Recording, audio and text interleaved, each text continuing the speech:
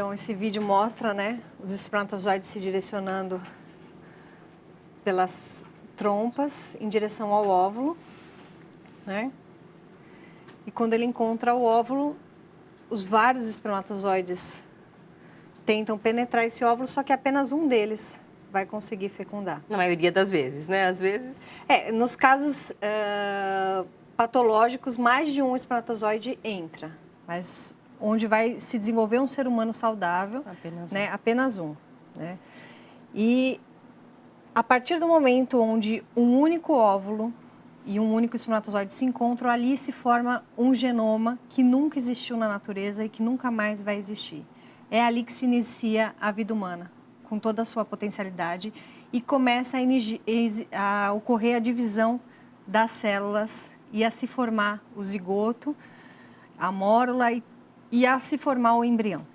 E essa célula vai se direcionando através da trompa rumo à cavidade uterina, onde essa célula vai se fixar para formar, então, a placenta e o embrião em si. Nesse momento, então, em que ocorre a fecundação... Ali está ocorrendo a fixação dessa célula na parede do útero. Né? Então, uma parte disso vai formar a placenta e a outra parte vai dar origem ao embrião em si. Como é que o corpo da mulher se prepara para acolher dessa forma? Todo mês, o corpo da mulher se prepara para receber uma vida, né? Que é o ciclo menstrual. Todo mês o útero, ele forma como se fosse um acolchoado de sangue, que quando não ocorre a fecundação, esse sangue vai embora. E aqui a gente vê, né, formando a parte do sistema nervoso. Isso aqui vai ser muito importante quando se for perguntar por que tem que tomar o ácido fólico? Para que essa parte aqui se feche adequadamente e forme o sistema nervoso do bebê adequadamente, né? Isso a gente pode depois até conversar um pouquinho melhor. O coração já batendo, esse bebê já tem mais de 5, 6 semanas, né? A gente já vê o coração batendo, o cordão. Então, olha lá, as células do coraçãozinho do bebê batendo. E aí a gente começa a ver que o avanço, ele é muito rápido. Muito rápido. A multiplicação das células, que já tem a característica de um ser, quando se junta, então, o espermatozoide e o óvulo, já se criou as características desse ser que está se formando. E o que acontece? Quais são as fases de desenvolvimento nesse período de gestação, doutora? Na verdade, Camila, a vida humana ela é tão linda que a partir do momento que o óvulo e o espermatozoide se encontram, é uma explosão de vida tão intensa, que é tão rápida a multiplicação dessas células. E essas etapas, elas acontecem ao mesmo tempo e muito rápido, né?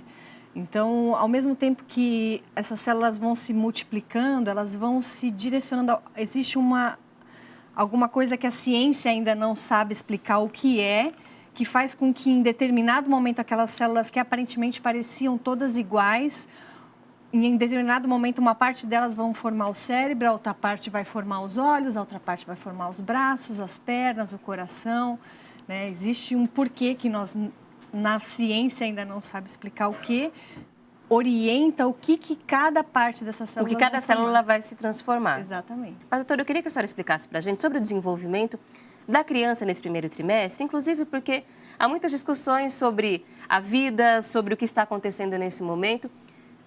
É um período em que o bebê já fica todo formado, até no primeiro trimestre ele já está quase completo? No final da 10ª semana após a última menstruação, que é por onde a gente geralmente conta o tempo de gravidez, né? 8ª semana embrionária e 10ª semana após a última menstruação, o embrião já está completamente formado. Algumas estruturas ainda precisam se complementar, por exemplo, a parte cerebral, né? Ela termina a sua formação principal intraútero, mas assim, praticamente no final da 10ª semana termina-se a parte embrionária e passa a se chamar esse bebê de feto. Então, todas as suas principais estruturas já estão formadas. A gente pode ver, por exemplo, nas imagens que as mães, quando vão fazer ultrassom, não entendem muito bem esse exame. O que a gente já enxerga, por exemplo, em exames como esse? Essa imagem aqui foi muito interessante que a gente quis trazer para vocês, porque assim, aqui a gente praticamente não enxerga quase nada de bebê no ultrassom, né? Esse é um bebê que tem praticamente 6 semanas de gestação, mas a gente já vê o coração batendo, né? Já tem uma vida dando um sinal ali de que ela está presente, eu estou aqui prontinha para seguir o meu rumo se me deixarem aqui quietinha, né? Nessa fase, o bebê tem praticamente o mesmo tamanho da vesícula vitelínica, que é essa outra bolinha. A gente costuma brincar com as mães que é a lancheira do neném. né? De onde ele tirou o alimento até que a placenta esteja toda fixada na parede do útero e possa oferecer para ele os nutrientes que precisam. Então, é um bebê muito pequeno, né? Menor que isso ainda, com 5 semanas, às vezes 5 semanas e pouco, a gente já vê esse coração batendo, né? Já é uma vida que, antes de qualquer sinal, antes de aparecer a cabeça para a gente no ultrassom, os membros, nós já estamos vendo ali um coração batendo. Uma vida se mostrando para a gente, presente, pronta para seguir o seu rumo. E a gente vê, eu falo pela experiência minha de fazer ultrassons, que a gente vê ali, o médico fala, olha, aqui tem isso, isso, isso. Você fica impressionado, né, do quanto é possível. Falar, o bebê tem 10 centímetros. Aí a gente começa a olhar e fala, mas como é que dá para colocar tudo isso em 10 centímetros? E só para ter uma ideia, aqui nessa imagem ele não tem nenhum centímetro. Nenhum centímetro? Não, o bebê geralmente 1 centímetro é por volta de 7 semanas. Aqui nós estamos com 6. Aqui ele não tem nem 1 centímetro. E já tem o coração batendo. Já tem o coração piscando, batendo já. E é uma compreensão importante, porque não é porque a gente não está vendo bracinho, perninha, cabeça, que não é uma pessoa, é uma fase diferente do desenvolvimento dessa criatura. Uma coisa importante, assim, nesse debate, né, de o aborto é meu corpo, esse aqui não é o corpo da mulher. Isso aqui, além de geneticamente ser um corpo completamente diferente, né, geneticamente, esse corpo aqui, ele está tendo que lutar para permanecer aqui dentro. A mãe dele está reconhecendo, para que essa gravidez evolua, a mãe dele está tendo que reconhecer ele como um corpo estranho, né? A ciência mostrou isso, que as gestações que não reconhecem esse saco gestacional como um corpo estranho não vão para frente. Então, geneticamente, para que ele permaneça dentro do útero, ele já tem que ser reconhecido pela mãe dele como um corpo estranho. Então, biologicamente, ele já é reconhecido como uma parte que não é da mãe dele. O desenvolvimento desse feto, para ele seguir todo o seu rumo, acontece por conta própria. A mãe dá o alimento, mas o processo não é o corpo da mãe que determina. Jerônimo Legene, que foi o pesquisador que descobriu por que a síndrome de Down acontecia, que descobriu que existia um cromossomo a mais, que é o cromossomo 21, ele dava um exemplo muito similar. Ele dizia assim que o bebê dentro do útero é como se fosse o astronauta numa nave na Lua. Esse astronauta, ele está lá vivendo às custas dos nutrientes que vêm da nave, mas não foi a nave que o criou. Então, é mais ou menos isso que ele diz. Esse bebê está aqui dentro, vivendo às custas do que a mãe está dando, mas não foi a mãe, não é a mãe que o fez. Pode ter vindo uma parte dela, mas ele não é a mãe, não é a mesma coisa. É uma vida independente. Independente. Que faz o seu desenvolvimento por conta própria, ele precisa, com a ajuda da mãe. Naquele momento em particular, ele precisa da mãe, mas ele não é a mãe. E a senhora falando sobre essa discussão, a gente lembra, o jornalista Paiva Neto já há muito tempo afirma, se o corpo da mulher é da mulher, o corpo do bebê é do bebê. Então a gente tem que um respeito à criatura e que isso acontece também na área da medicina. A gente já conhece com a tecnologia que é um ser, que é independente, que também merece esse respeito, né, doutora? E que não pode se defender, a gente tem que defender por ele. Doutora, a gente estava falando de tamanho, eu vou pedir para a senhora mostrar para a gente aqui alguns bonequinhos, porque... Pode sentar, por favor. Esses, eles estão imitando o tamanho são moldes do bebê dentro do útero. Quais são as fases que a gente tem aí? Bom, esse aqui é um molde de 9 semanas. Esse aqui. Isso, pode deixar no papel mesmo, melhor, eles vão né? mostrando por causa do contraste. 9 semanas, 10 semanas, 11 semanas, 12 semanas e 14 semanas.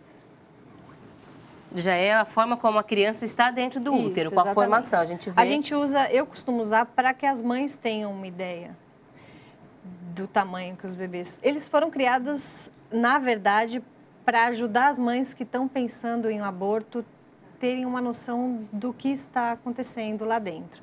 Mas eu uso com as minhas gestantes para que elas consigam ter uma noção de como é que estão os bebês delas. Como é que essa parte da ultrassonografia, da medicina fetal, ajudou nesse caso das mães? Porque quando você vê um ultrassom, você vê uma criança, já tem uma relação, um vínculo afetivo que acaba se estabelecendo pelo ultrassom, pela imagem. Isso ajuda na conversa com as mães, elas entenderem melhor o que elas estão passando? Eu acho que ajuda não só para a mãe, mas para o pai também, né? Porque a mãe está sentindo o corpo mudando, mas o pai ainda tá mudando. É difícil entender aquilo, é verdade. É um momento muito especial, mas eu acho que também depende do profissional estar disposto a ajudar nesse momento, né? Ele tem que estar aberto a querer fazer essa convicção. Mas é uma ferramenta maravilhosa você poder ajudar nessa vinculação. Mas, doutora, falando sobre essa questão emocional, então, vamos pensar no emocional da mulher nesse momento. Quando ela descobre que está grávida, geralmente no primeiro trimestre isso acontece. Sim. Talvez fisicamente não tenha percebido grandes mudanças que tenham chamado muita atenção. E esse momento emocional da mulher interfere de que forma na formação da criança? Bom, chegar a ponto de causar malformação na criança é muito Não difícil. acontece. Mas assim, a gente sabe que toda emoção libera hormônios, né? Isso cada vez mais a ciência tem comprovado, né? Que até a Candace Pert, que é uma grande pesquisadora que morreu recentemente, que está presente em vários documentários, ela escreveu um livro chamado Moléculas da Emoção, que mostra que cada emoção libera hormônios que são liberados na nossa corrente sanguínea e levam o nosso corpo a ter determinadas emoções e comportamentos. E esses hormônios atravessam a placenta e chegam ao feto, e o feto tem as mesmas respostas. O feto, o embrião. Ele fica angustiado da mesma forma, Exatamente. feliz da mesma forma. Exatamente. E só que o feto, o embrião, ele não tem uma consciência como nós temos, né? E ele é egocêntrico. Ele acredita que tudo o que a mãe sente está relacionado a ele. Então, a mãe pode estar ansiosa aqui fora porque ela brigou com o taxista. Na concepção dele, a minha mãe está assim por minha causa. Ou a minha mãe está assim, sempre é por causa dele. Então, o que eu costumo orientar as gestantes, toda vez que estiver nervosa, ansiosa, preocupada, alguma coisa assim, colocar o bebê numa bolha de amor. Eu falo assim, respira fundo e fala assim, bebê, tá tudo bem, você tá saudável, a mamãe tá assim.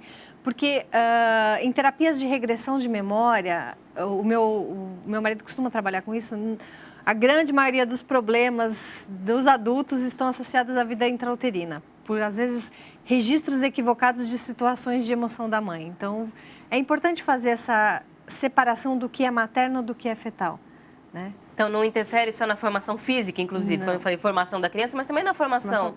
Às vezes, mais formação psíquica do que física. E a gente pode afirmar, então, que uma criança, nesses primeiros 3 meses, nas 12 semanas iniciais da gestação, já tem esse registro de sentidos, de dor, diferente do que a gente... Tem, mas mais importante que tudo, porque isso é muito importante. Às vezes a mulher fica preocupada assim, mas então nos meus primeiros 3 meses de gravidez eu estava muito nervosa, então acabou, meu filho para sempre está traumatizado. Não. Isso sempre pode ser ressignificado a qualquer momento, até depois que a criança nasce. Porque a consciência da mãe e da criança estão muito ligadas até os 20 anos de idade, isso se sabe. Então, em qualquer momento de sono, isso pode ser ressignificado. Olha, aquilo lá estava errado, eu te amo, tá tudo bem. Para que não haja essa culpa, porque mãe sempre carrega muito a culpa, né? A gente dá um jeito de se culpar por tudo na vida. Já a psicanálise e a psicoterapia já faz isso pela gente, mas assim, é importante lembrar que a qualquer momento da gestação, a qualquer momento da vida de relação mãe e filho, a gente pode fazer isso. O importante é que a gente consiga conversar sobre esses assuntos. Muitas vezes os temas são discutidos, mas não compreendidos. Algumas pessoas acabam não tendo oportunidade, um espaço para conversar abertamente sobre o tema, então a gente agradece a nossa convidada por ter vindo conversar com a gente sobre esse assunto. Seja sempre muito bem-vinda ao Viver é Melhor. Eu que agradeço. Nós conversamos hoje, então, sobre o que acontece no primeiro trimestre da gestação, a vida já acontecendo de forma surpreendente, única, e é por isso que nós sempre fazemos a nossa campanha pela vida, contra o aborto, no respeito à mãe, ao pai e à criança, todos sendo amparados não apenas pela família, pela sociedade, pelo governo, pelos grupos religiosos, cada um dentro da sua comunidade. E a gente conversa hoje com a nossa convidada sobre isso, doutora Cristiane Ribeiro Assis, ginecologista e obstetra, especializada em medicina fetal. Doutora, muito obrigada, seja sempre bem-vinda ao nosso programa. Eu que agradeço o convite.